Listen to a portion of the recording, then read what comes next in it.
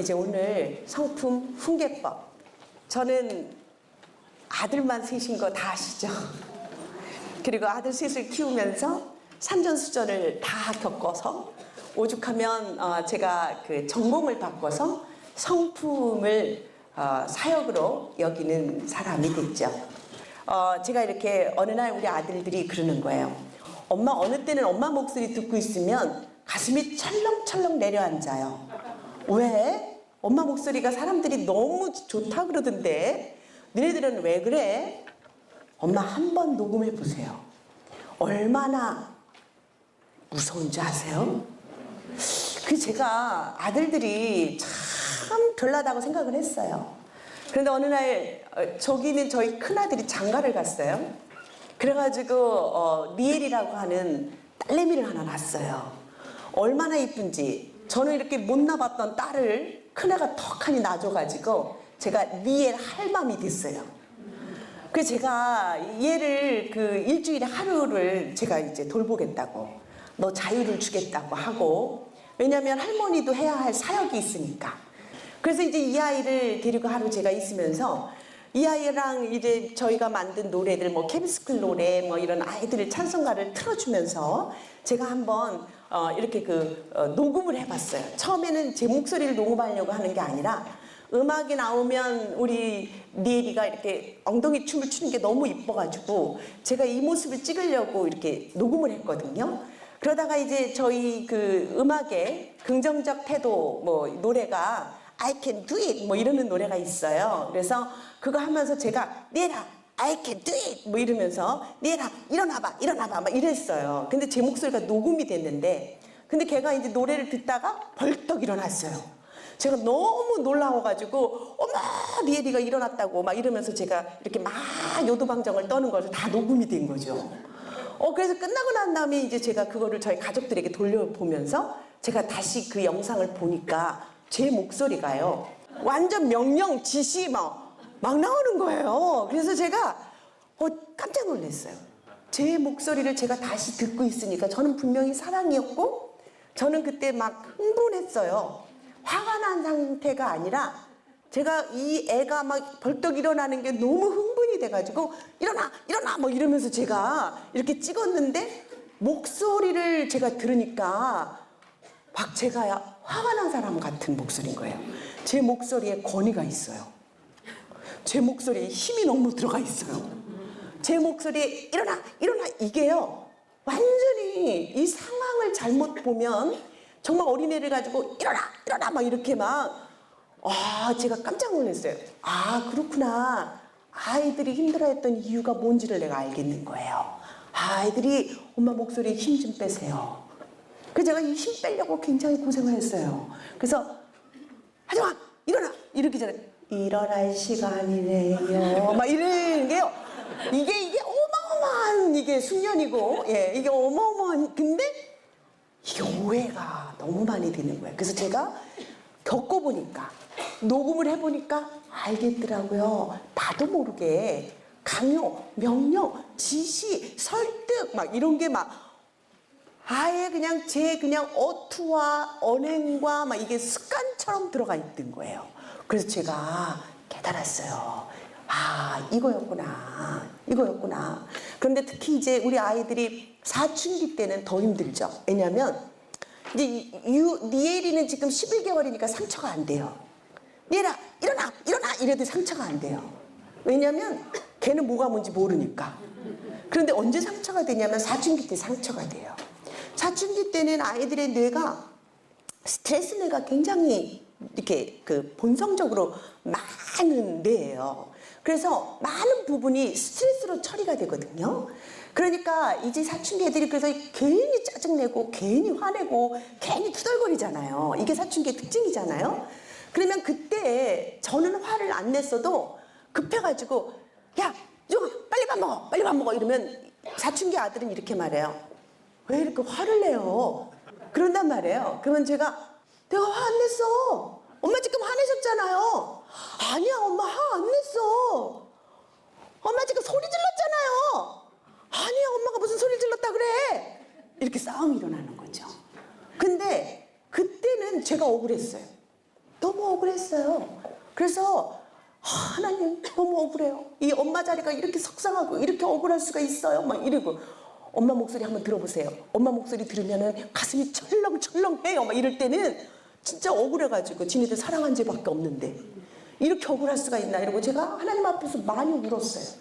그런데 이제 제가 리엘 할맘이 되고 성품학교 대표가 되고 하나님의 성품을 가르치는 자가 되어 보니까 이제 알겠어요. 제 입장에서 옳은 일을 했고 그들의 입장에서 그들을 이해하지 못했던 거예요. 그리고 그들의 연약함을 가지고 그 연약함을 통해서 사랑의 하나님을 보여줘야 되는데 우리는 그 연약함을 가지고 책임감과 죄책감을 너무 많이 줬어요. 아, 그랬구나. 주의 마음이 아니었구나. 주님의 마음은 우리의 연약함을 아시는 분인 거예요. 우리의 체질을 아시는 거예요. 그래서 저희가 어느 때 떨어지고 어느 때 쓰러지고 어느 때 아파하는지 그분은 아시는 거예요.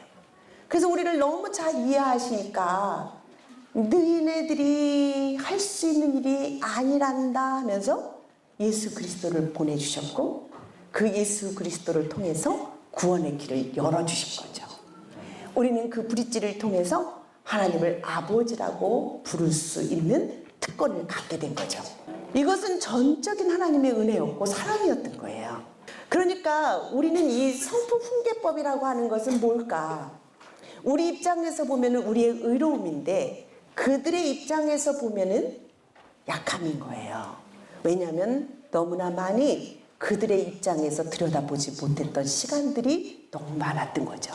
그러나 우리가 희망이 있는 것은 우리를 지으신 하나님은 우리의 약함을 들여다보시는 거예요. 그리고 그분의 훈계는 우리 마음의 중심을 보시는 거예요. 어느 때는 우리가 참 자녀를 양육하면서 우리는 많은 희생을 했다고 생각을 해요. 그리고 우리는 사랑만 했다고 생각을 하는데 그들은 사랑이 아니라 잔소리라고 생각을 해요. 잔소리로는 사람을 요만큼도 변화시킬 수가 없는 거잖아요. 우리의 사랑과 우리의 관심과 또 우리의 양육이 어떻게 전달이 되냐면 말로 전달이 돼요. 말. 우리의 생각, 우리의 감정, 우리의 행동에서부터 나오는 가치관이 우리의 말인 거예요. 그래서 이 말이 사람을 아프게도 하고 살리기도 하고 사람을 키우기도 하고 죽이기도 해요.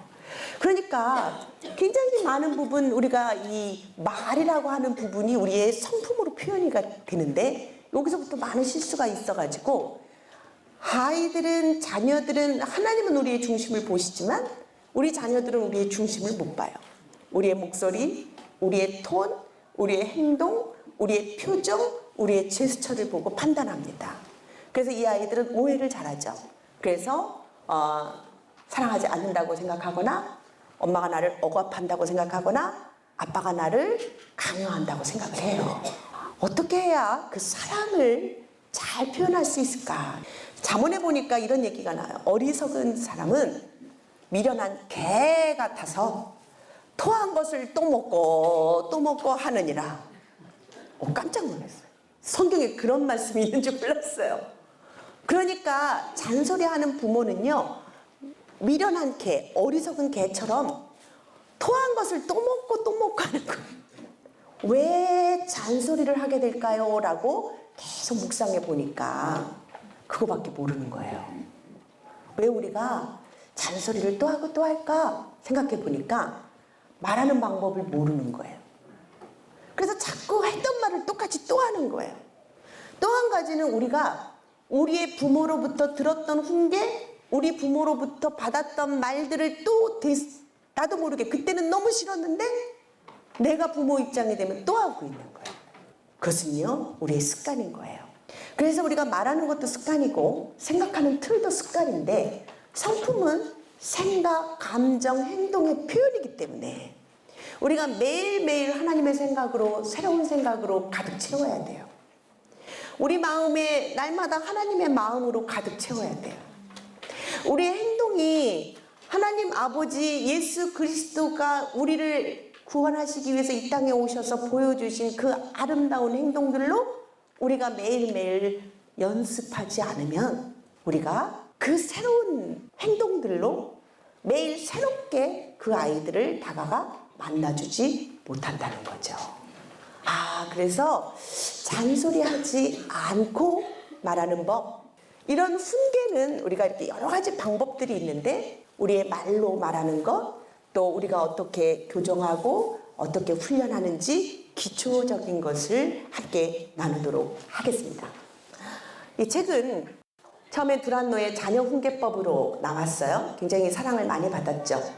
15년 흘러서 개정을 했어요. 성품 훈계법으로 바꿨습니다. 왜냐하면 이 자녀 훈계법, 이 훈계법은 자녀만 키우는 게 아니라 어른도 키우는 거예요. 우리도 하나님의 백성이고 하나님의 자녀예요. 그래서 우리도 하나님의 성품으로 지금도 성장하고 있는 중이에요. 제가 자녀들을 셋을 키우고 특히 아들들을 키우면서 어려웠던 점은 뭐냐면 이 아이들의 진짜 속마음이 뭔지를 몰랐던 거예요. 여러분도 아마 주일학교를 가르치든 아니면 여러분의 자녀 아니면 옆집 사람을 만나든 누구를 만나든 간에 관계에 있어서 제일 어려운 것은 뭐냐면 속마음을 알지 못할 때, 그 사람이 진짜 무슨 생각을 하고 있는지, 무슨 감정이 어떤 마음인지, 그리고 저 사람이 왜 저런 행동을 하는지를 알 수 없을 때 우리 관계가 막히거나 끊겨요. 그래서 이 자녀 훈계법, 이 성품 훈계법은 우리가 어떤 게 진짜 마음인지를 밝히고 그것을 알아가기 시작할 때 훨씬 더 좋은 성장을 가지고 온다라고 하는 것이 아주 중요한 키포인트가 되는 거죠. 그래서 이 성품 훈계, 그러니까 결국은 우리의 목표는, 성품 훈계의 목표는 자녀가 혹은 다음 세대가 좋은 성품으로 성장하도록 부모가 좋은 성품으로 가르치고 수정하고 훈련시키는 것이라고 저는 정의를 내렸어요. 왜냐하면 여러분이 성품 훈계법, 이게 처음 듣는 소리일 거예요.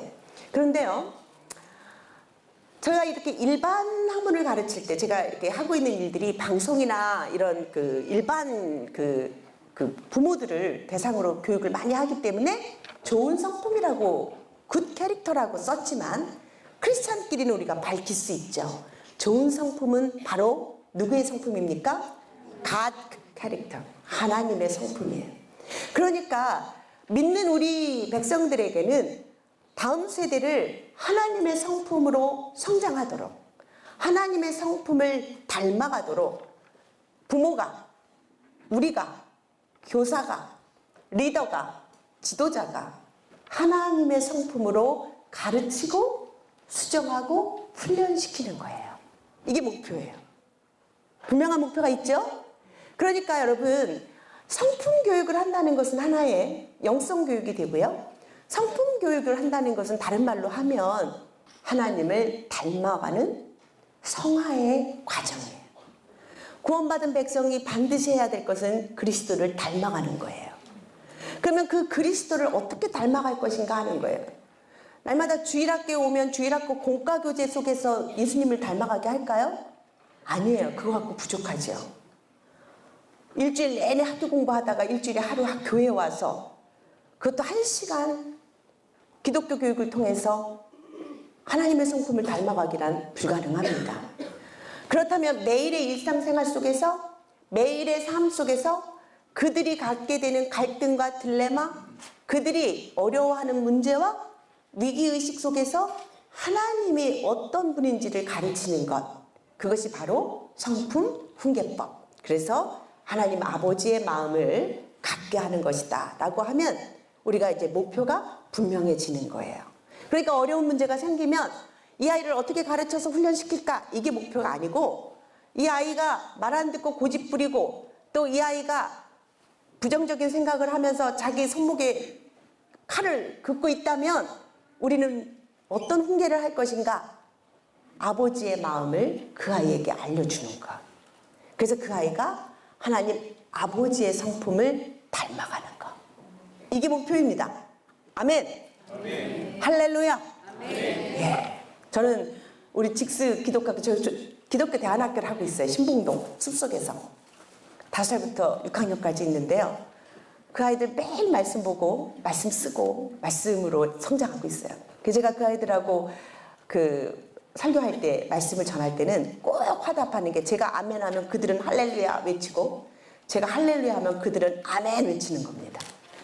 크리스찬의 공동 언어는 아멘과 할렐루야예요. 예, 그래서 제가 아멘 하면 여러분은 할렐루야 하시기 바랍니다. 근데 애들이 졸지 못하도록 제가 아멘 하면은 할렐루야 이렇게 손을 반짝반짝거려요. 그래서 조는 애가 하나도 없어요. 근데 애들이요, 아멘 할렐루야 하는 애들이 영이 살아요. 아무리 얘기를 해도 아멘도 못하고 할렐루야도 못하고 졸고 이러는 애들은요 정신도 썩어요. 그런데 아멘 할렐루야 하는 애들의 이 어마어마한 영성은 그 아이들의 그런 정신의 영영, 심령과 정말 그 골수를 깨워요. 아주 영특하고 명철한 아이들이 돼요. 그래서 이 성품 훈계법은 아버지 하나님의 마음을 알려주는 거죠. 그러니까 그 마음 중에 무엇일까? 하나님 아버지의 마음은 무엇일까요? 예, 이거예요. 세상에 있는 자기 사람들을 사랑하시되 끝까지 사랑하시니라. 아멘. 요한복음 13장. 우리가 훈계한다는 것은 굉장히 많은 사람들이 훈계 그러면 때려야 되나 벌 줘야 되나 이렇게 생각을 해요. 특히 이 공교육적 선생님들 이 성품 훈계법 직무 연수 시키면요 훈계라는 단어를 몰라요. 그러면 이 훈계하면 떠오르는 단어가 뭐냐 그랬더니 벌 주기, 뭐 퇴학시키기, 체벌하기, 징벌 이런 단어예요. 근데 아니에요. 저는 이 성품 훈계법은 사랑이라고 생각해요.